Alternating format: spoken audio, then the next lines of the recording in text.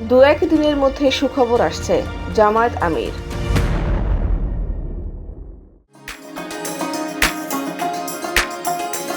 দেশবাসী আগামী দু-এক দিনের মধ্যে সুখবর পেতে যাচ্ছেন বলে জানিয়েছেন জামায়াতে ইসলামের আমির ডাক্তার শফিকুর রহমান।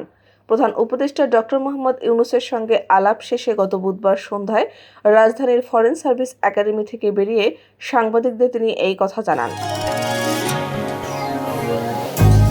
সংলাপের বিষয়ে জামায়াতের আমির বলেন, অপপ্রচার মোকাবিলায় আমরা সরকারের সঙ্গে কাজ করব। আমরা কারো পাতা ফাঁদে পা দেব না, কারো কাছে মাথা নত করব না, আবার সীমা লঙ্ঘনও করব না। দু-এক দিনের মধ্যে সুখবর পাবেন আশা করি। ডাক্তার শফিকুর রহমান বলেন, দেশের সার্বভৌমত্বের প্রশ্নে কোনো ছাড় নয়। সব ষড়যন্ত্র মোকাবিলা করতে আমরা ঐক্যবদ্ধ। সরকার যাতে যৌক্তিক সিদ্ধান্ত নেয়, সেটার জন্য আমরা সহযোগিতা করব। তিনি আরও বলেন, জাতীয় ঐক্যের ভিত্তিতে বিজয় এসেছে। চলমান ষড়যন্ত্র আমরা ঐক্যবদ্ধভাবে মোকাবিলা করব। দেশি বিদেশি গণমাধ্যমকে কাজে লাগিয়ে প্রোপাগান্ডার বিরুদ্ধে লড়তে হবে। তিনি বলেন, বর্তমানে ভারতের ভূমিকা অসহিষ্ণু। চরমপন্থা যেদিক থেকে আসুক আমরা ঘৃণা করি। আমরা ভালো থাকলে তারাও ভালো থাকবে। আমরা ভালো না থাকলে তারা কিভাবে ভালো থাকবে? শফিকুর রহমান বলেন, ভারতের অপপ্রচার বন্ধে অন্তর্বর্তী সরকারকে ভারতের সঙ্গে আলোচনা করে সুনির্দিষ্ট প্রস্তাব দেওয়ারও দাবি জানিয়েছে জামায়াত ইসলামী।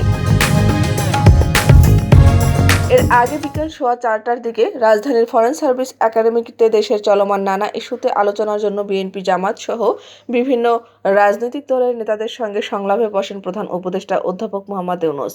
বিকেল 3:30টা থেকে রাজনৈতিক দলগুলোর নেতারা ফরেন সার্ভিস একাডেমিতে আসতে শুরু করেন। বিএনপির স্থায়ী কমিটির সদস্য ডক্টর খন্দকার মোশাররফ হোসেনের নেতৃত্বে 5 সদস্যের প্রতিনিধি দল সংলাপে অংশ নেন।